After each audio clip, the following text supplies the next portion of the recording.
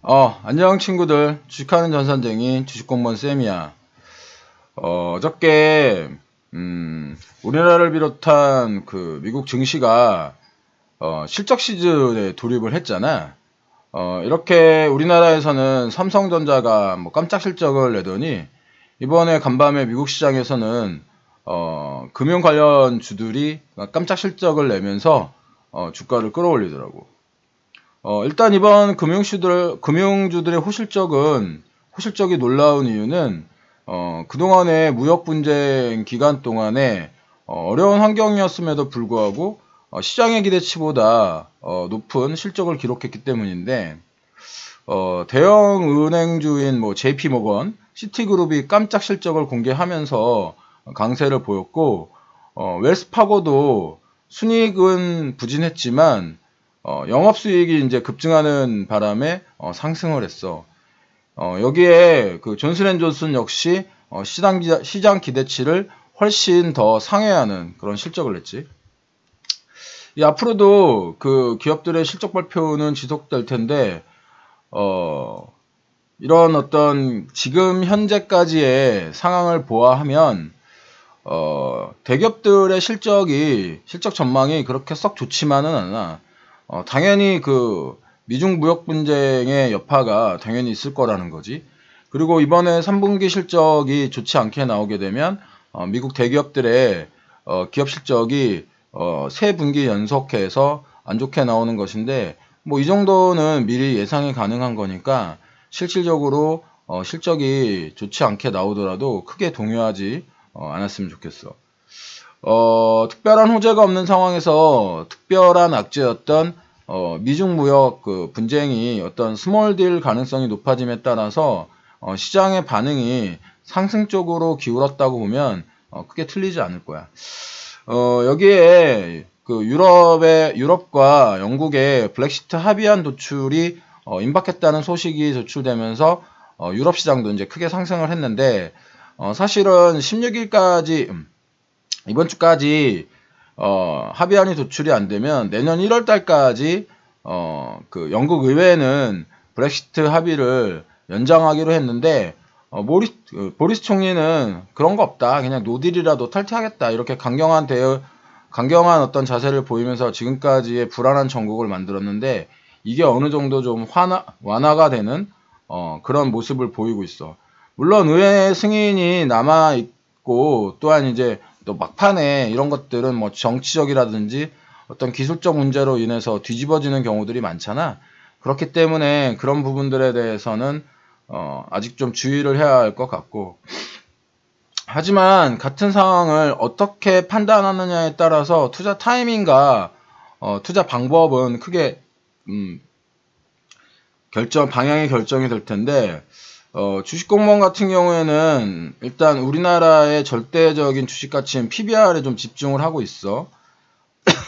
이게 내가 지금 사진은 내가 고액자산가들하고 증권 강연회를 하는 그런 모습인데, 고액자산가들과의 어떤 그 강연을 통해서 그들하고 대화를 나눠보면, 그들은 꼭 주식뿐만이 아니라 채권이라든가 부동산 등 다양한 채널로서 자신들의 재산을 증식시키거나 자신들의 재산을 유지하려고 하는 그런 그 니즈가 있더라고. 이렇게 세 가지 방법 중에 자신들이 자산을 지키는 어떤 최선의 방법을 찾으려고 고민을 많이 하는데, 일반 투자자들과는 좀 다르게 이 고액자산가들은 중요하게 생각하는 것이 얼마나 많은 수익을 내냐보다는 얼마나 안정적이냐에 따라서 더 그 집중을 하고, 그리고 두 번째는 얼마나 많은 내가 세금을 내야 되는지에 대해서 민감해.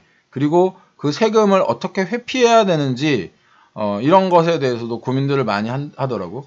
예를 들어서 부동산을 거래한다면 취등록세와 보유세 등을 먼저 따져보고, 뭐 자식들에게 물려준다면 상속세와 증여세 등을 이제 고민을 하는 거지. 이들은 본능적으로 그 돈 냄새를 맡는데 귀신이잖아. 그러니까 돈을 많이 벌었겠지.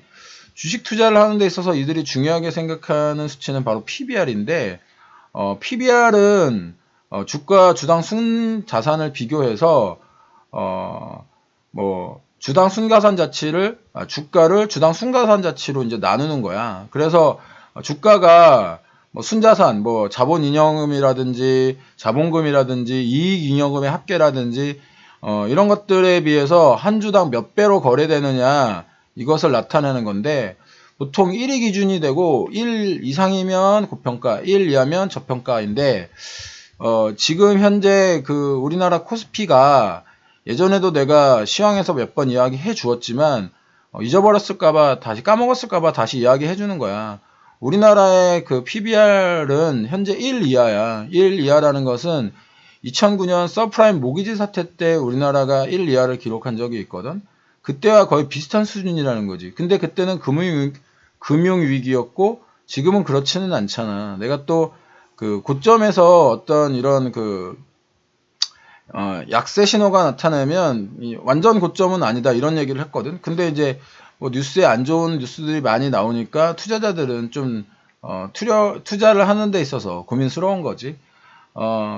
그런데 그 자산가들은 이런 저평가 구간에서의 주식을 매입하는 데는 크게 쫄지 않아. 왜냐하면 고평가 구간에서 비싼 가격에 내가 매수를 했을 때 급락의 어떤 그 위험성이 높잖아.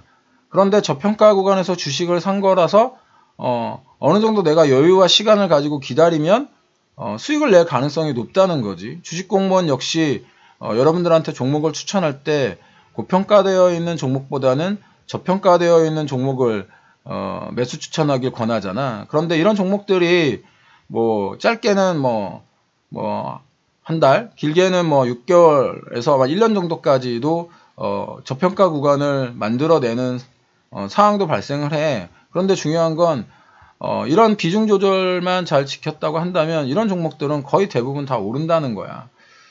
그래서 우리가 묻어둔다는 표현을 쓰잖아. 이건 뭐 주린이 친구들도 다 경험이 있을 텐데 여러분 주린이 친구들 여러분 주변에서 주식으로 돈을 많이 벌었다는 친구 들어봤어? 거의 없을 거야.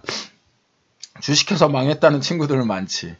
근데 그런 일은 없을 거야. 주식 공무원 만났으니까.